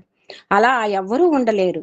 స్వామి మమ్మల్ని అనేక పర్యాయాలు ఇంటర్వ్యూ గదికి పిలిచి ఆ సమావేశాల్లో మాలో ప్రతి ఒక్కరి పాత్ర గురించి లోతుగా, సుదీర్ఘంగా చర్చించేవారు. ధర్మరాజు పాత్రధారితో నీవు ఎప్పుడూ స్థిరంగా, శాంతముగా చెల్లించక, భావరాగములను పైకి ప్రదర్శించకుండా నెమ్మదిగా ఉండాలి. పాండవ సోదరులందరిలోనూ నీదే అత్యంత స్థిరత్వం కలిగిన దృఢచిత్తుడైన పాత్ర కాబట్టి ఏ రకమైన రాగద్వేషాలు నిన్ను ప్రభావితం చేయకూడదు. ఎలాంటి పరిస్థితుల్లోనూ నీ ముఖ కవళికలు, హావభావాలు మార్పు చెందకూడదు అని చెప్తూ ఒక్క క్షణం ఆగి నాలాగన్నమాట అని చేర్చారు. ఆ చివరి 2 మాటలు స్వామి తత్వాన్ని, సందేశాన్ని మా అందరి మనస్సులలోనూ ప్రగాఢంగా ముద్రింపచేసిన శాశ్వత పాఠాలై నిలిచాయి. నాటకంలో భీమసేనుని పాత్ర ధరించిన నాతో, కృష్ణుని మీద నీలో నిండుగా పరిపూర్ణముగా ప్రేమ ఉంది, కానీ నీలో సహజ సిద్ధంగా గుణ స్వభావం ఉంది కాబట్టి నీ నడవడి, వైఖరి, ప్రవర్తనా శైలి కూడా అందుకు తగినట్టుగానే ఉండాలి. నీవు నడిచేటప్పుడు ప్రతి అడుగు స్థిరంగా, బలంగా, దృఢ విశ్వాసంతో తొణికిసలాడుతూ గట్టిగా పడాలి. రాజసూయ యాగంలో పాండవ సైన్యానికి నీవే సర్వసేనాధిపతివి కూడా. అంతేకాదు, నీ నాయకత్వపు అధీనంలో అనేక యుద్ధాలు జయించబడినవి. నీ శరీరంలో ప్రతి కదలికలోనూ, అంటే బాడీ లాంగ్వేజ్ లోనే ఆ విజయ గర్వం, దర్పం ఉట్టిపడాలి అని వివరంగా చెప్పారు భగవాన్. ఆ ప్రభావం నాలో కలిగించటానికి గాను నేను గదను పట్టుకోవలసిన తీరు గురించి భగవాన్ ప్రత్యేకించి మరీ పట్టుదలతో సాధన చేయించారు. అంతేగాక నా సంభాషణ క్రమంలో సరిగ్గా ఎక్కడ ఏ పదాలు మలుపుల వద్ద నేను గదను పైకెత్తాలో, నా భుజం మీద గదను ఏ రీతిగా పెట్టుకోవాలో చాలా సార్లు చేయించి చూపారు. స్వామి గదను గాలిలో ఎలా తిప్పి ఎలా ఎత్తి పట్టుకుంటే రాజసంగా, హుందాగా ఉంటుందో కూడా అనేక సార్లు సరిచేసి నేర్పించారు భగవాన్. భీముని పాత్రను గురించి ఇంకా విపులంగా వివరిస్తూ, పాండవ సోదరులలో పిడికిళ్ళని బిగించి కటి ప్రదేశంలో నడుము వద్ద పెట్టుకునే వాడివి నువ్వొక్కడివే. తక్కిన నీ ముగ్గురు తమ్ముళ్ళు కూడా శ్రీకృష్ణుడు ధర్మరాజుల సమక్షంలో అత్యంత వినయ విధేయతలను ప్రదర్శిస్తారు. కానీ నీవు మాత్రం శ్రీకృష్ణుడు నీ హృదయ పవిత్రతను ఎరిగి ఉండటం వలన ఆయన నిన్నెల్లప్పుడూ ప్రేమిస్తూనే ఉంటాడన్న సంగతి తెలిసిన వాడవు కాబట్టి నీ దేహబలము గురించి నీకు ఉండే మితిమీరిన ఆత్మవిశ్వాసము దాదాపుగా దురహంకారపు అంచులను తాకుతూ ఉంటుంది. ఈ విధమైన అధికార బలదర్పాలన్నీ కూడా నీ శరీర కదలికల అభినయంలోనూ నీ చేష్టలలోనూ ప్రతిబింబించాలి అని విశ్లేషణాపూర్వకంగా తెలియచెప్పారు స్వామి.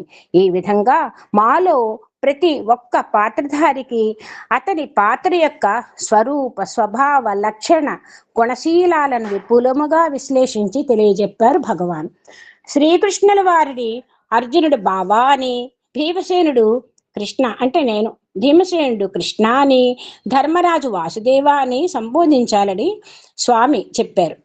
మేము మా పాత్రల యొక్క స్వభావాలను పూర్తిగా ఆకళింపు చేసుకుని వాటిల్లో పరకాయ ప్రవేశం చేసి ఆ పాత్రలలో లీనమై జీవించాలని, అంతేకాని కేవలం పైన అభినయిస్తే సరిపోదని స్వామి మాకు ప్రత్యేకించి నూరిపోశారు.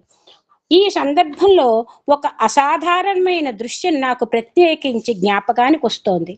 పాండవుల వనవాసంలో ఉండగా భీమార్జునులు తమ దుర్భర కష్టాలకు విచలితులై, కలత చెందిన ఆందోళన మనస్కులై తమ ఆ దుస్థితికి ధర్మరాజే బాధ్యుడని ఆయనపై నిందారోపణలు చేస్తూ తూలనాడుతూ ఉండే దృశ్యం అది. భీమసేనుడి పాత్రధారిగా నేను చాలా కలవరపాటుతో ధర్మరాజు పట్ల ఆగ్రహం వహించి ఆయనతో పరుషంగా, కర్కశంగా మాట్లాడాలి. అటువంటి పరిస్థితిలో నా పాత్రలో చాలా కోపోద్రిక్త భావోద్వేగం ఉండాలని నేను ముందుగానే ఊహించుకొని ఉండటం వలన ఆ ప్రకారమే అభినయించసాగాను. నాలో అగ్నిశగలతో మరిగిపోతున్న కోపాన్ని అణిచిపెట్టుకొని పరుషంగా కోపాన్ని ప్రదర్శించాలి కాబోలన్నది నా ఊహ. అందువల్ల నేను భారంగా ఛాతీ నుండా ఊపిరి పీల్చుకొని ప్రతి శ్వాసతోనూ ఛాతీ ఎగిసి పడుతుండగా ఎర్రబారిన విస్ఫులిత నేత్రాలతో నా కోపాన్ని మాటల్లో వెళ్ళగక్కసాగాను. ఆ దృశ్యాన్ని ముందుగానే నా మనసులో ఊహించుకొని ఉండటం వలన ఆ ప్రకారమే అభినయించసాగాను.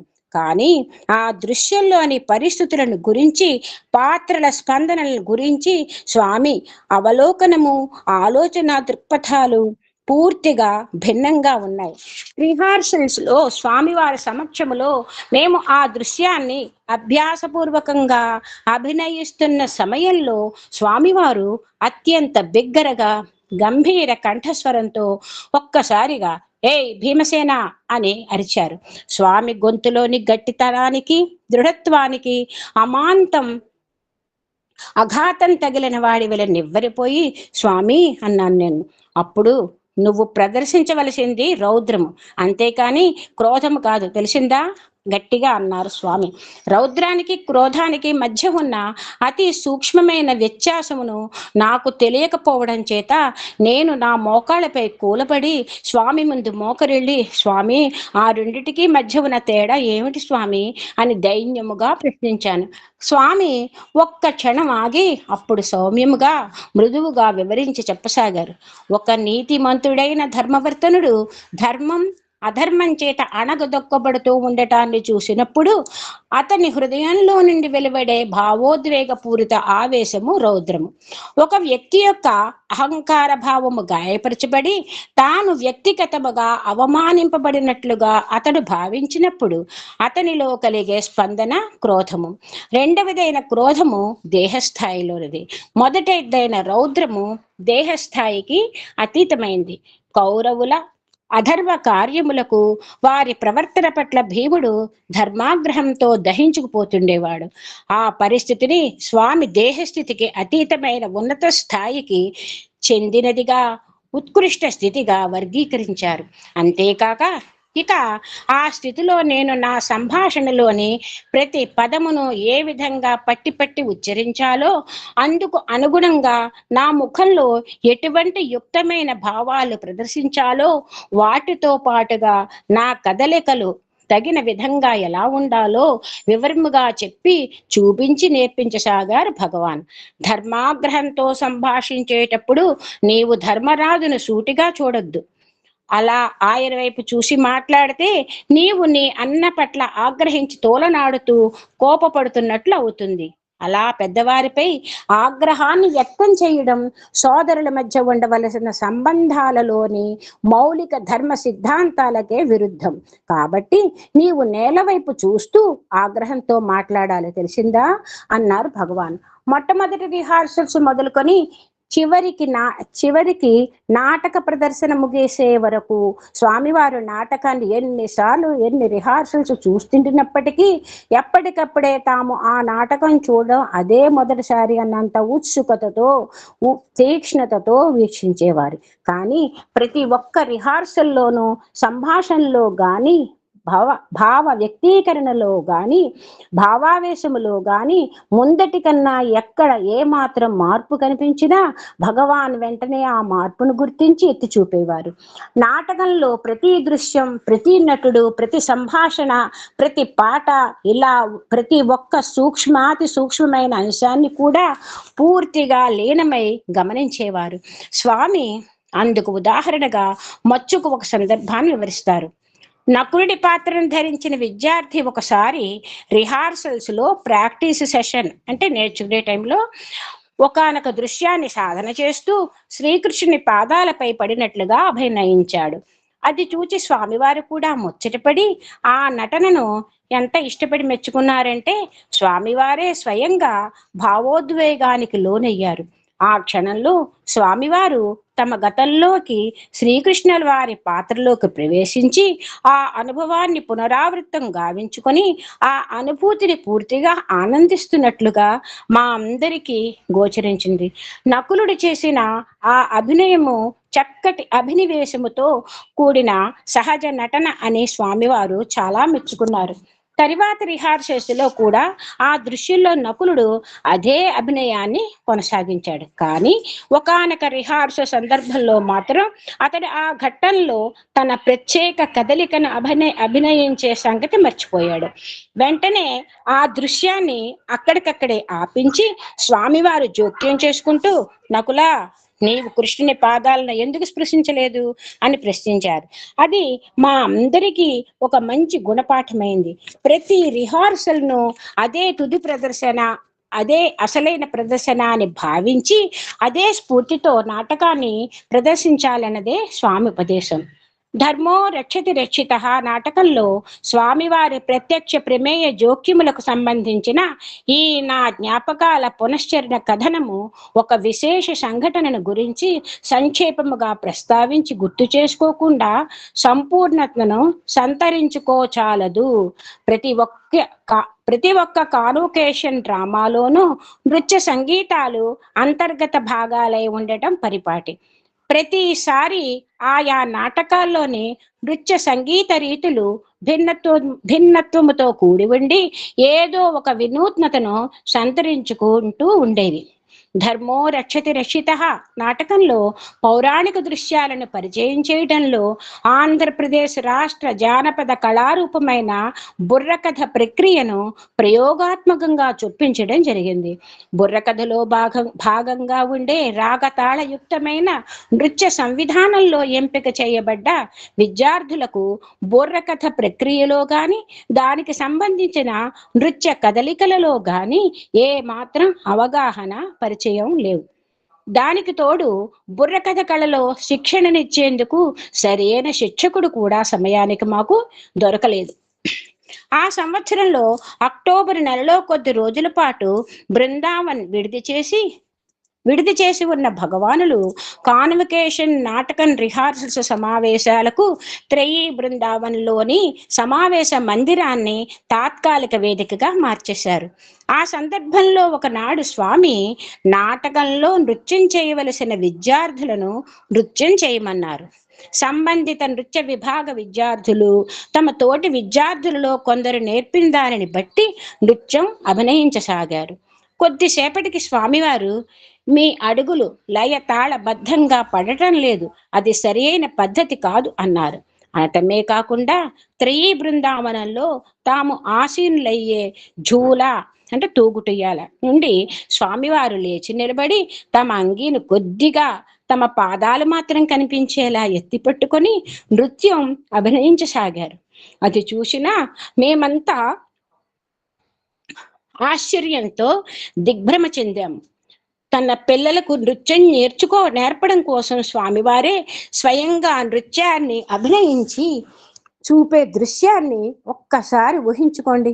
ప్రపంచవ్యాప్తంగా వేలాది నృత్య కళాకారులు తమ నృత్య ప్రదర్శనలకు ముందుగా నటరాజస్వామికి భక్తి ప్రపత్తులతో మొక్కి ప్రార్థిస్తారు.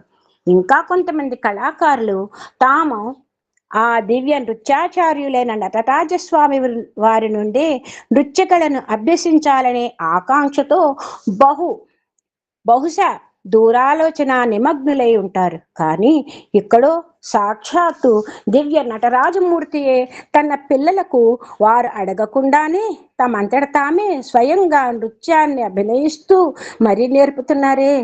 అలనాడు పూర్వకాలంలో చిన్నారి సత్య ఋష్యేంద్రమణిగా నృత్యం చేస్తుండిన ఘట్టాన్ని ఆ ప్రేక్షకులలో భాగ్యశాలురకు కొందరు తిలకించి ఆనందించి ఉంటారు.